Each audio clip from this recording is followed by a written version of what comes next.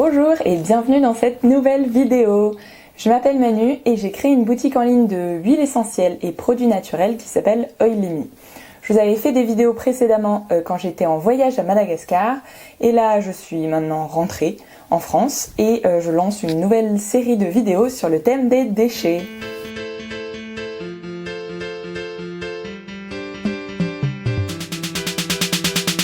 Dans cette première vidéo, je vais vous parler des déchets en général et du zéro déchet en prenant des exemples liés à la cosmétique parce que c'est mon domaine d'activité. Et dans les vidéos suivantes, je rentrerai en détail sur chacun des différents types d'emballages qu'on retrouve, le plastique, le verre, tout ce qui est compostable, type carton, papier, craft, etc. et le métal. Le zéro déchet, c'est devenu un petit peu la nouvelle mode dans le domaine de l'écologie. Enfin, c'est pas si nouveau que ça, mais voilà, on en parle beaucoup. Donc on vous parle de mode de vie zéro déchet, on vous parle de produits zéro déchet, on vous parle d'actions zéro déchet, on vous parle de gens zéro déchet.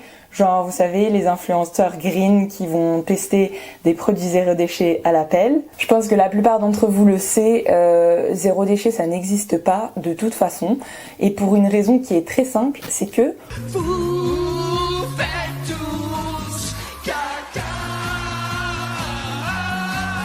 Même si vous faites absolument tout ce qui est en votre pouvoir, et je pense pas qu'il y ait beaucoup qui aient envie de le faire pour réduire au minimum vos déchets, genre vivre nu dans la forêt en mangeant des baies à même les arbres, il y a toujours cette partie incompressible de ce que génère votre corps qui pourra pas disparaître. Et c'est pas du tout un problème en fait, parce que tous les déchets ne se valent pas, et c'est là où je veux en venir.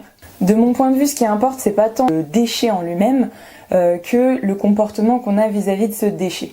Par exemple, si vous prenez les excréments animaux, c'est quelque chose qui est clé dans le fonctionnement d'un écosystème naturel. Ça permet le retour au sol des nutriments. Si on prend nos excréments à nous, qu'est-ce qu'on en fait? On s'en débarrasse en les envoyant dans des réseaux de canalisation à coup de chasse d'eau potable 6 litres à chaque fois. Pareil, si vous prenez tout ce qui est déchets organiques, type vos pelures de légumes, etc. C'est des choses qui se dégradent très bien et qui apportent au sol, donc vous pourriez les balancer, peut-être que vous le faites, dans votre jardin, comme ça, et les vers s'en occuperont. Or, qu'est-ce qu'on vous propose aujourd'hui dans une démarche zéro déchet? C'est de vous proposer de les collecter pour qu'ils fassent 4 fois le tour de la France, avant d'arriver dans des méthaniseurs qu'on va chauffer à l'énergie nucléaire, pour faire des biogaz qui vont faire rouler des camions qui serviront à, je sais pas, par exemple, aller livrer des produits industriels dans des magasins type supermarché. Le terme du zéro déchet, il est un petit peu ambigu, mais à la rigueur, bon, on sait tous de quoi on parle, disons que c'est un objectif. Donc mettons ça de côté, à la rigueur, le terme zéro, on va dire qu'il pose pas trop de problèmes, mais penchons-nous maintenant sur le terme de déchet. Quelles sont les actions qu'on vous propose quand on vous propose de faire du zéro déchet? Faire vos courses en vrac, éviter les suremballages, favoriser des emballages qui sont soit biodégradables, soit qui sont durables, réutiliser vos emballages, éviter les produits à usage unique. Vous voyez là en fait on parle pas du tout de déchets, on parle uniquement d'emballage. C'est deux choses qui sont vraiment très différentes et du coup je trouve ça problématique qu'on pousse les gens à se préoccuper de leurs emballages en leur faisant croire qu'ils réduisent leurs déchets. L'emballage, c'est ce que vous allez toucher, c'est ce que vous allez avoir chez vous, c'est ce que vous allez voir, c'est aussi ce que vous allez mettre dans votre poubelle. Donc c'est quelque chose dont vous allez vous sentir responsable quand vous voyez que vous avez une poubelle énorme, quand vous voyez que les influenceurs green montrent qu'ils ont des mini bocaux comme ça, ils n'ont pas du tout de déchets. L'emballage, en fait, c'est seulement le sommet de l'iceberg, c'est seulement ce qu'on a vraiment de palpable qui est chez nous. Or, vous en doutez sûrement maintenant, nos actes de consommation génèrent beaucoup plus de déchets que simplement l'emballage. Dans cette vidéo et dans celles qui vont suivre, je vais essayer de vous expliquer quel genre de déchets sont générés selon les produits que vous allez consommer, notamment dans le domaine de la cosmétique, parce que c'est le domaine qui m'intéresse. Je fais cette vidéo non pas pour culpabiliser qui que ce soit vis-à-vis des quantités des déchets qu'ils génèrent. On est tous des consommateurs, on génère tous beaucoup de déchets dans nos actes de consommation. Je trouve ça important de comprendre en fait tous les déchets qu'on va générer au cours de notre acte de consommation pour justement pouvoir agir là-dessus et pas juste se faire marteler le cerveau par les industriels, les autorités et les marques qui se la jouent green en vous vendant à la pelle des produits zéro déchet. En fait, je pense que dans cette vidéo, je vais même chercher à vous déculpabiliser si vous faites pas d'actes Si vous n'êtes pas engagé sur le zéro déchet sur vos emballages, je vous invite à le faire parce que ça fait partie du problème, mais vous expliquez que peut-être en fait même dans la façon dont vous gérez votre consommation au quotidien, naturellement, vous êtes plus zéro déchet entre guillemets que quelqu'un d'autre qui va peut-être chercher à vous faire culpabiliser par rapport à ça. Et finalement, mon but aussi, c'est que vous puissiez faire la différence, faire le tri dans les produits que vous consommez, dans les marques que vous consommez, pour pouvoir faire la différence entre des entreprises, que ce soit des industriels ou des petites entreprises qui se focalisent uniquement sur le zéro déchet de surface, donc réduire les emballages que vous allez vous retrouver chez vous, et les marques qui vont vraiment chercher à s'investir dans la réduction des déchets sur toute la chaîne de valeur des produits qu'elles proposent. Mon but avec Oilimi, c'est de créer une boîte qui est dans la seconde catégorie, donc bien entendu, voilà, c'est un peu l'aspect commercial de cette vidéo, c'est d'essayer de vous faire comprendre pourquoi je pense que vous devriez plutôt vous tourner vers des entreprises comme ça. Je vous ai donc dit que les emballages que vous voyez, ce n'étaient que les déchets de surface, et maintenant on va essayer de voir où se trouvent ces putains de déchets. Il y a une partie de ces déchets qui se passe chez le producteur, chez la personne qui va faire la récolte, qui va aller prendre la matière première, qui va ensuite aller la transformer. C'est une partie des déchets que nous, on ne verra absolument jamais. Éventuellement, c'est des choses qu'on va pouvoir retrouver dans l'environnement, donc on va pouvoir faire prendre conscience du problème. Mais déjà, vous voyez bien que quand il y a des reportages sur tout ce qu'on trouve dans la mer, comme plastique, etc., toujours, on vous montre votre bouteille Evian, on vous montre votre petit paquet de chips, etc. Genre, c'est des produits de grande consommation qui sont là, c'est les consommateurs qui balancent leurs déchets dans la nature. C'est vrai, je vais pas mentir, ça arrive, ces déchets ils sont là, on les voit. Mais il y a aussi toute la partie des déchets qui sont uniquement chez le producteur et dont le producteur se débarrasse de manière éthique ou non, sans que jamais on ne les voit. Tout processus de production génère des déchets par défaut.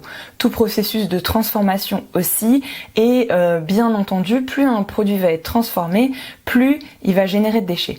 Déjà, il va consommer plus d'eau et plus d'énergie avant d'arriver dans votre bocal ou peu importe sous quelle forme vous l'achetez. Et ensuite, si on prend l'exemple de la cosmétique et des produits transformés chimiquement, on va retrouver des produits chimiques qui vont devenir des déchets, qui vont se retrouver dans la nature, qui peuvent être nocifs pour l'homme et pour l'environnement. Donc dans les quelques minutes qui vont suivre, je vais prendre des petits exemples si vous n'êtes pas trop... si parfois vous demandez de quoi je parle, je vous invite à lire un article de blog que j'ai fait sur les listes INSEE, donc sur la liste des différents ingrédients que vous pouvez trouver au dos de vos produits, ou parce que... J'espère que vous le savez, mais en fait, les producteurs sont tenus d'afficher la liste complète des ingrédients qui sont présents dans les produits. Prenons d'abord l'exemple des huiles minérales et des alcools gras qu'on va trouver dans pratiquement tous les produits cosmétiques qui ne sont pas bio. Ce sont des produits qui sont issus de la pétrochimie, donc qui sont transformés à partir du pétrole et de la houille. L'extraction du pétrole, c'est quelque chose, vous le savez, qui génère énormément de déchets, qui pose des gros problèmes environnementaux. Et ensuite, il faut savoir que à partir du pétrole, pour obtenir une huile minérale que vous allez pouvoir vous appliquer sur la peau, il y a plein de procédés chimiques qui vont être appliqués, et physiques d'ailleurs, afin que votre produit devienne stable, donc qui pose pas de problème pour votre peau. Et ça, ce sont des interactions chimiques qui vont créer des réactions dans lesquelles il y a toujours des déchets qui sont plus ou moins problématiques pour l'environnement. Si je prends maintenant l'exemple des huiles végétales qui ne sont pas extraites à froid. Donc une huile végétale, soit vous pouvez prendre la matière première, par exemple la noix et la presser, et ça va vous donner une huile, ou soit vous pouvez utiliser d'autres méthodes qui conservent moins bien les propriétés de l'huile, mais qui ont des meilleurs rendements, qui vous donnent plus d'huile pour une même quantité de matière première. Par exemple, vous pouvez utiliser un solvant, et je vous laisse deviner le genre de solvant qu'on utilise pour extraire des huiles végétales à l'aide de solvants.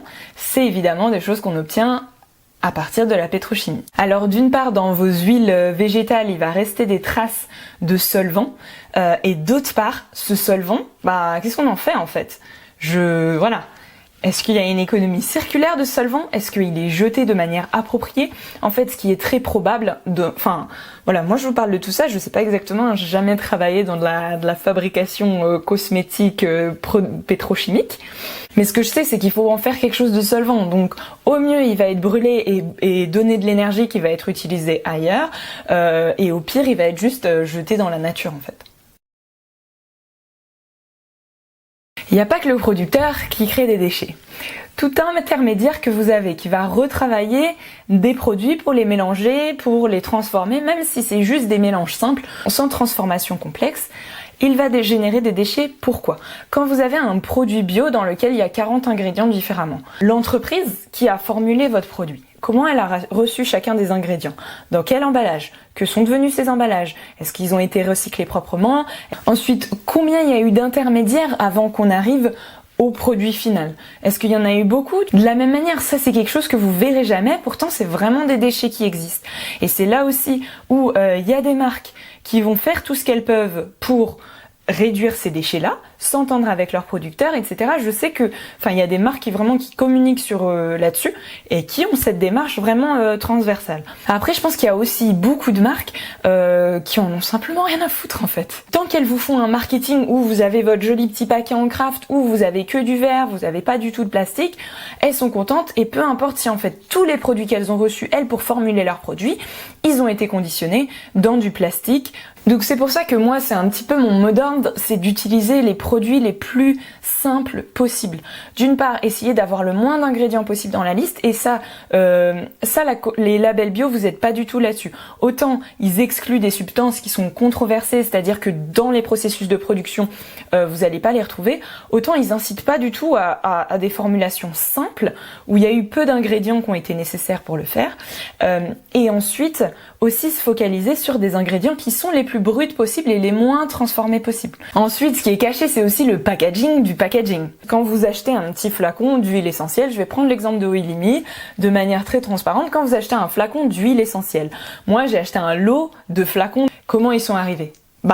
Souvent, ils sont emballés dans du plastique. Quand c'est les pires cas, et là, c'est un travail à faire. Comme je vous dis, quand on intègre ce processus-là dans une entreprise, on va chercher à aller réduire tout ça, à changer de fournisseur tout simplement, ou à aller faire changer son fournisseur.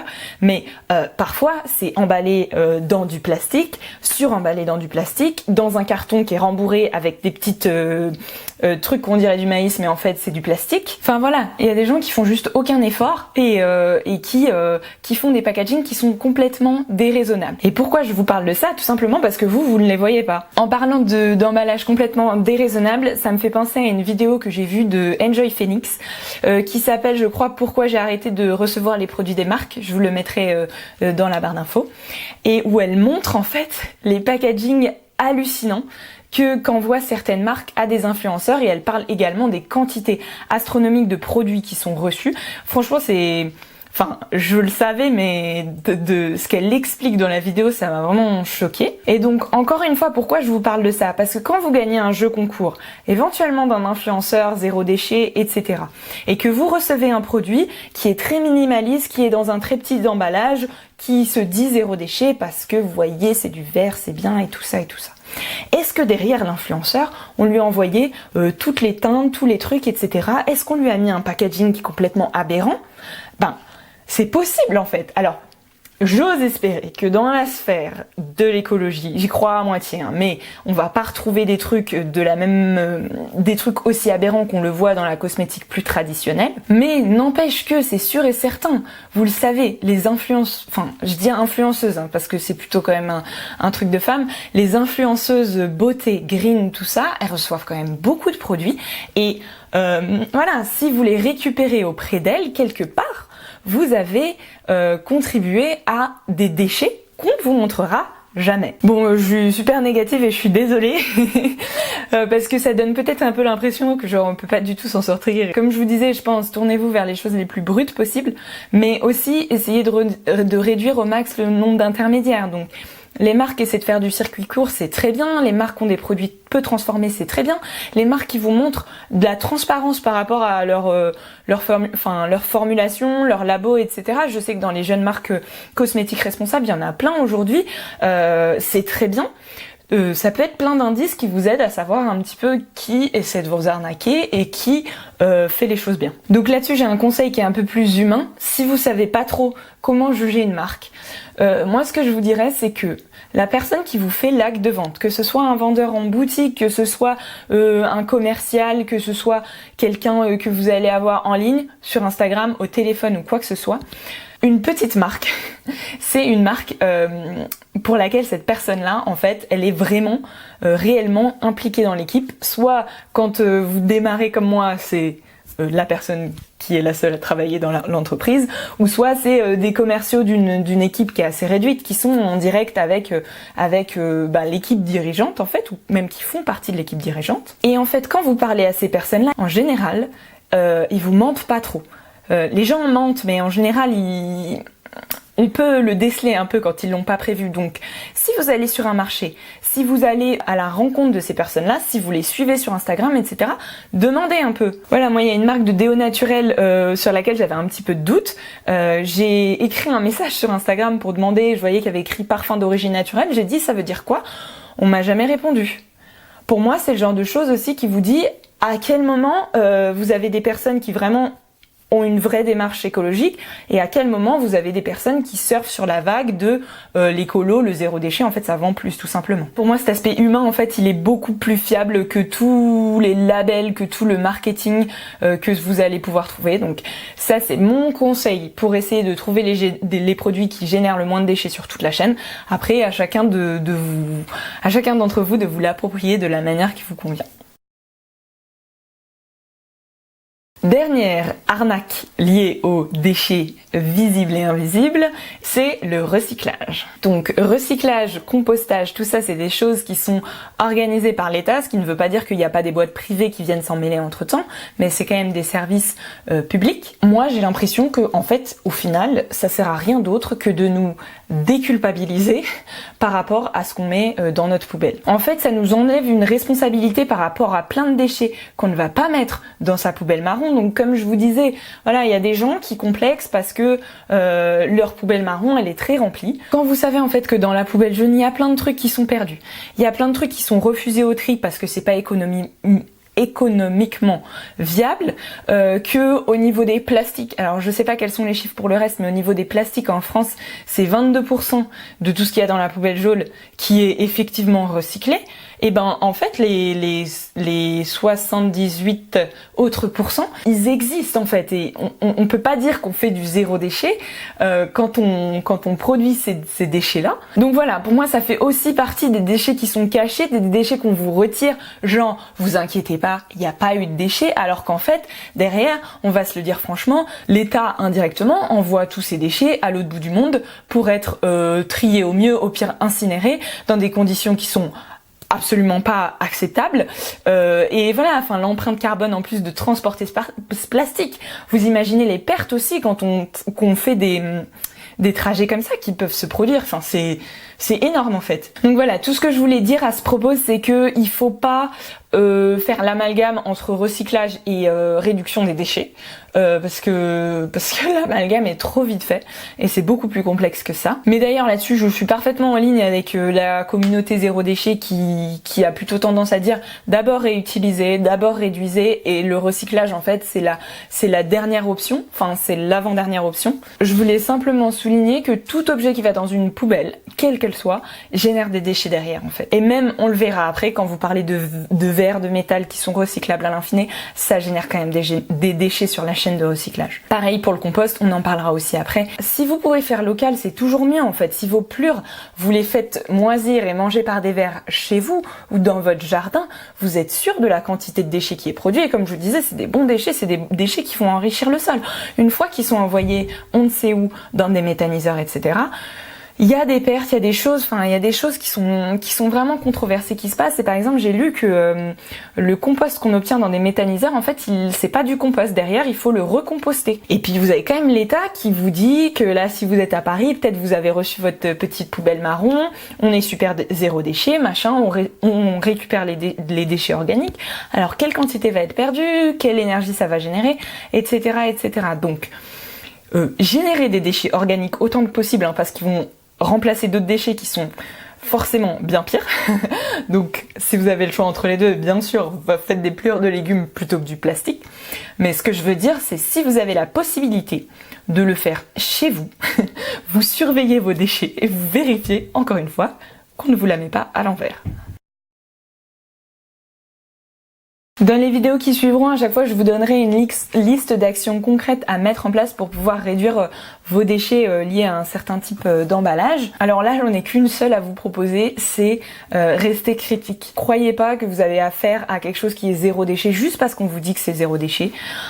Essayez, si vous pouviez, de vous renseigner sur les marques, etc. Donc ça, c'est sûr et certain, ça passe nécessairement par de la déconsommation. Pour pouvoir avoir vraiment des informations transparentes sur les produits qu'on consomme, il faut s'éloigner de certains produits, il faut s'éloigner de certaines marques, c'est sûr et certain, donc n'hésitez pas à réduire votre consommation. Et voilà, moi je trouve que le plus simple en fait, c'est que dès que vous avez affaire à des êtres humains, des artisans, des petites marques, des gens qui sont, enfin, que vous sentez présents dans leur explication de qu'est-ce qu'ils font, c'est déjà beaucoup plus facile d'avoir confiance par rapport à des sites internet qui n'hésitent pas à mettre dans leur à propos on est super green, on est zéro déchet, blablabla. Deuxième action en fait à vous proposer pour réduire vos déchets, c'est de vous abonner à cette chaîne parce que je vais sortir, comme je vous disais, une vidéo sur le plastique, une vidéo sur le verre, une vidéo sur le craft et le carton et une vidéo sur le métal et vous expliquer concrètement où sont les plastiques cachés, etc., où sont les déchets cachés liés à ces emballages-là, et vous proposer des actions concrètes pour les réduire. Donc, j'espère que cette vidéo vous a plu, qu'elle n'était pas trop déprimante, qu'elle n'était pas trop accusatrice, et là, vraiment, là-dessus, je tiens à dire que déjà, enfin, on est tous les mêmes, et moi, ce que je voudrais plutôt faire ressortir, c'est que faites ce que vous pouvez, faites comme vous pouvez, focalisez sur les points qui sont importants pour vous, que vous comprenez, où vous pouvez faire des efforts et laissez personne vous dire qu'ils sont mieux que vous. J'espère que aussi que les exemples que j'ai donnés sur certains produits, ça vous fera peut-être des petits déclics. Si c'est le cas, n'hésitez pas à me le dire dans les commentaires, ça me ferait très très plaisir. J'aimerais vraiment savoir qu'est-ce qui vous a intéressé parce que vous avez appris des choses et qu'est-ce que vous saviez déjà, s'il y a des choses qui étaient déjà des évidences et ça tourne en rond. Donc n'hésitez pas à me le dire. Je vous dis donc au revoir pour aujourd'hui et on se retrouvera dans la prochaine vidéo sur le plastique.